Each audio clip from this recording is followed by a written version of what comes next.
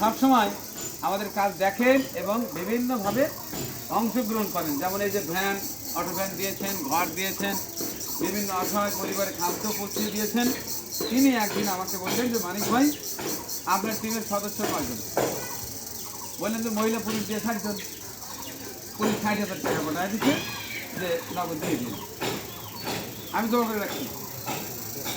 রাসেল হক চৌধুরী, রাসেল ভাই, তিনি সারা বছর আমাদের উৎসাহ দিয়ে থাকেন, অর্থ দিয়ে থাকেন। তাদের অর্থই আমরা গরিব অসহায় মানুষকে পৌঁছা দিই।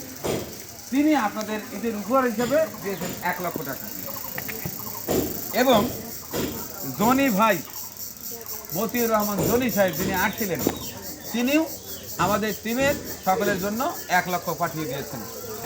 এবং সর্বশেষ মাহবুবুল আলম ভাই, এই হচ্ছে তিনিও 20,000 টাকা পাঠিয়ে দিয়েছেন যে মানিক ভাই আপনি কিছু কিনে নিয়ে। তো টোটালি আমি যুক্ত করলাম, দেখি যে রাসেল ভাইয়ের 1, ধনী ভাইয়ের 1, 2 লাখ, আহমেদ ভাইয়ের 60, 2,60,000, আর মাহবুবুল আলম ভাইয়ের 20, তাহলে 2,80,000।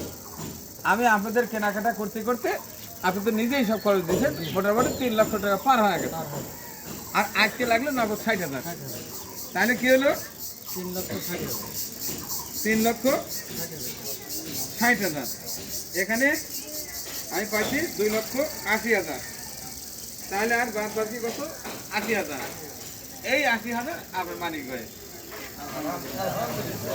তো যাই হোক, ধন্যবাদ জানাচ্ছি আহমেদ ভাই, আপনাকেও আমাদের টিমের সদস্যদের ঈদ উপহার দেওয়ার জন্য আপনার 60,000।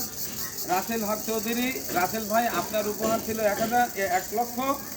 এবং মতিউর রহমান জনি ভাই, আপনার ছিল 1 লক্ষ। এবং মাহবুবুল আলম ভাই, আপনার ছিল 20,000।